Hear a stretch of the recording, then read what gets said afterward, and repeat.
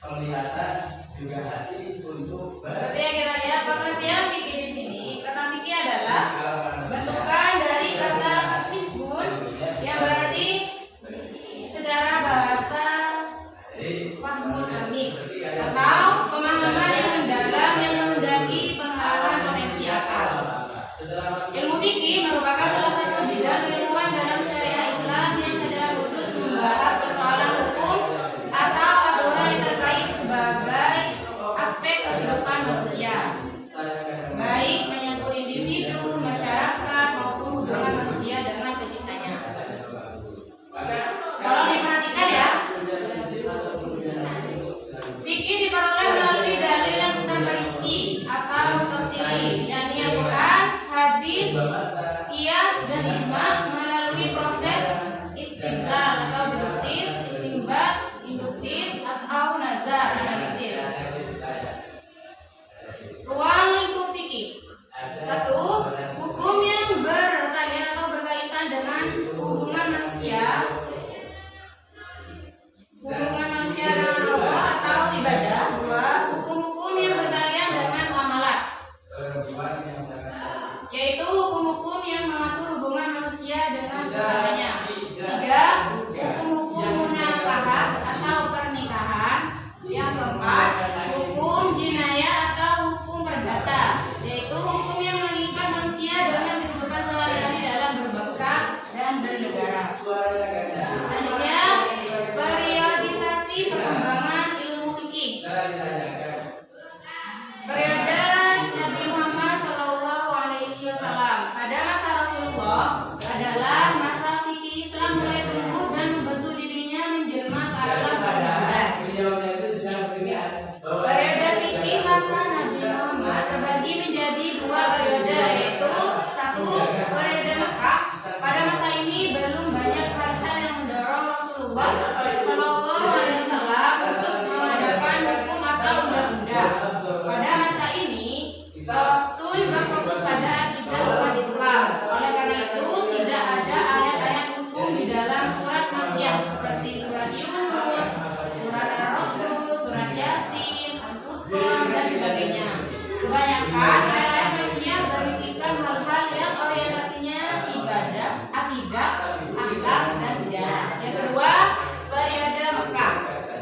Pada masa ini pengikut Rasul semakin banyak. Rasulullah SAW mulai membentuk suatu masyarakat Islam yang berkedaulatan.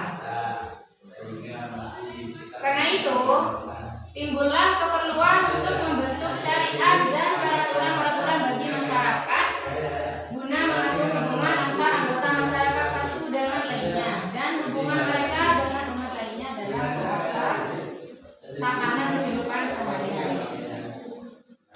2. Periode sahabat. Periode kedua ini berkembang pada masa wafatnya Nabi Muhammad SAW dan berakhir sejak Muawiyah bin Abi Sufyan menjabat sebagai khalifah pada tahun 41 Hijriah. Dari tahun 41 Hijriah sampai sekarang ini berapa tahun? Aman ya. Pada periode sahabat, pada bidang hukum ditandai dengan penafsiran para sahabat dan ijtihadnya dalam kasus-kasus yang tidak ada dalil jelas. Yang ketiga, periode tadwin. Pemerintah Islam pasca keruntuhan Daulah Umayyah segera digantikan oleh Daulah Abbasiyah. Masa Abbasiyah ini disebut juga masa mujahidin dan masa pembukuan fikih. Karena pada masa ini terjadi pembekuan dan penyempurnaan fikih. Masa ini disebut sebagai masa keemasan Islam karena lahir pada tokoh dalam istinbat dan perundang-undangan Islam. Di antara ulama fikih yang pengaruhnya ada sampai sekarang adalah yang pertama Imam Abu Hanifah, yang kedua Imam Malik, yang ketiga Imam, yang keempat Imam. Ya, kita sebagai penganut Islam Ahlus Sunnah wal Jamaah kita menganut imam yang mana? Imam Syafi'i.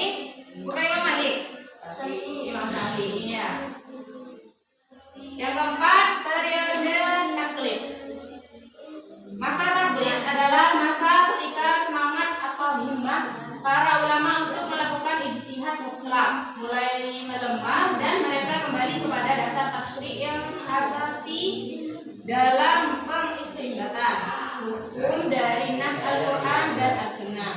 Penyebab taklid yang pertama, hilangnya kebebasan berpikir.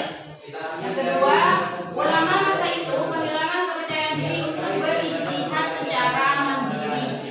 Yang ketiga, merajalanya hidup materialistik. Apa materialistik itu?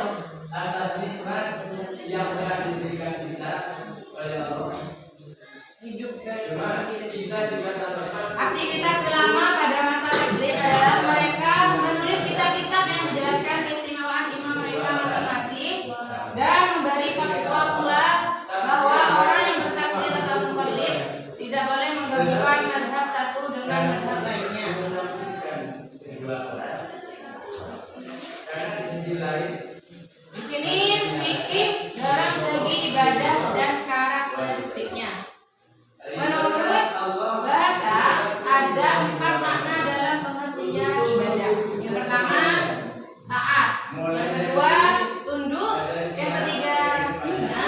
Dan yang keempat, pengertian. Ibadah sendiri adalah segala sesuatu yang dicintai dan diridhoi Allah, baik berupa perkataan maupun perbuatan. ketika kita Menurut ulama fikih, dan selalu ibadah adalah semua bentuk pekerjaan yang bertujuan memperoleh ridha Allah dan mendambakan pahala darinya di akhirat. tidak mungkin Tujuan ibadah sendiri adalah untuk membersihkan dan menyucikan jiwa dengan mengenal dan mendekatkan diri kepada Allah Subhanahu wa taala serta mengharapkan ridha dari Allah Subhanahu wa taala. Keterkaitan ibadah dalam kehidupan sehari-hari. Apa saja yang dilakukan oleh manusia bisa bernilai ibadah namun tergantung pada niatnya masing-masing. Maka dapat dikatakan bahwa aktivitas manusia dapat bernilai ganda, yaitu bernilai material dan bernilai spiritual. perintahnya selama itu perintah kebaikan. Tapi kalau perintah dari kedua orang tua itu Paham ya apa yang materi yang saya terangkan tadi?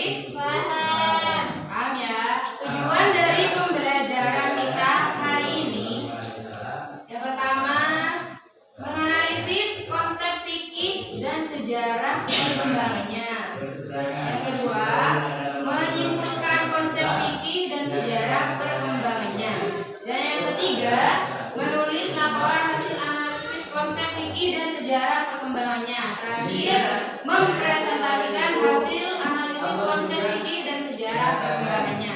di sini dalam 17 faktor bukan alat itu tidak ia wa fil walidayni ihsana. Baiklah, sekarang ibu mau membentuk kalian 3 kelompok. Untuk penyembah Bisa. Allah. Nah, Tapi juga yang pertama berbuat baik terhadap kelompok putra, keduanya kelompok dari saya sebagian malah takut manusia. Ibu akan membagikan LKPD yang kalian kerjakan, waktunya minimal 5 menit. Nanti kita presentasikan di depan, perwakilan 1 orang maju ke depan dari kelompok masing-masing. Paham?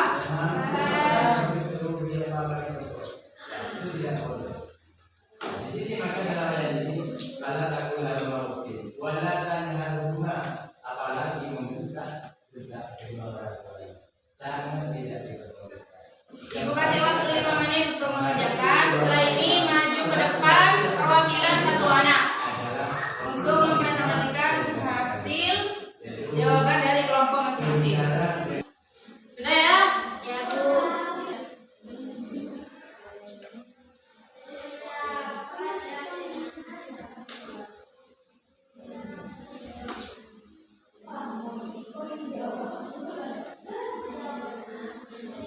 Silahkan maju ke depan perwakilan 1 orang dalam kelompok masing-masing.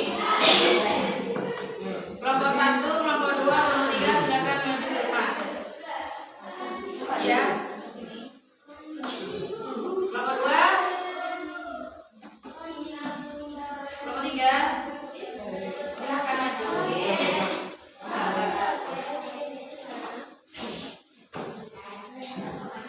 Silakan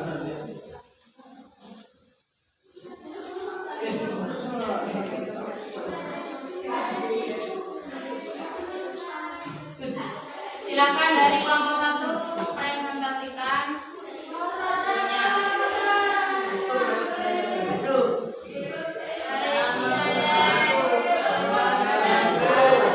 Ya, silakan. Berikan contoh penerapan tinggi dalam kehidupan hari-hari minimal dari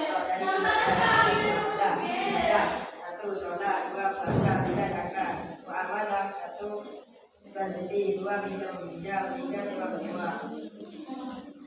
Silakan dari kelompok 2. Mengapa bikin berkembang supaya menghadirkan rekomendasi daerah sekitar? 1. Menjawab pertanyaan baru, fleksibilitas data. Lebih daerah digital dapat dilakukan melalui memastikan kejelasan yang sama. Yang kelompok 3.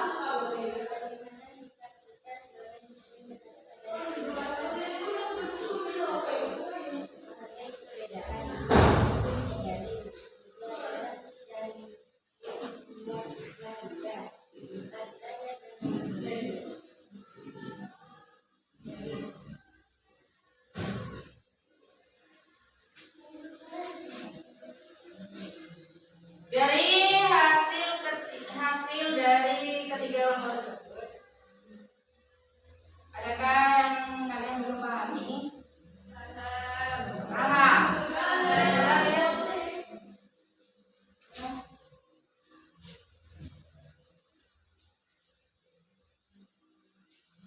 Silakan duduk di tempat.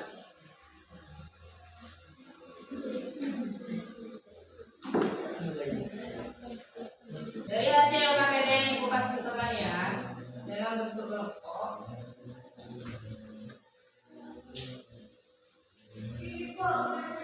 pertanyaan dari kelompok yang pertama,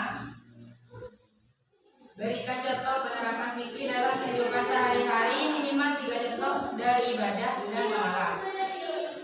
Contoh dari ibadah: salat, puasa, zakat, muamalah, jual beli, pinjam meminjam, dan sewa menyewa. Dari kelompok 2, mengapa fikih perlu berkembang sesuai zaman?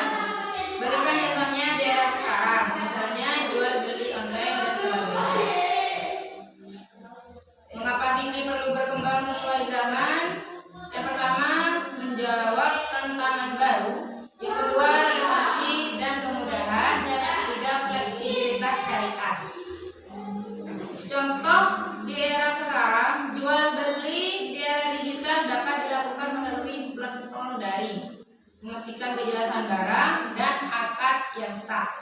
Yang terakhir dari kelompok 3, bagaimana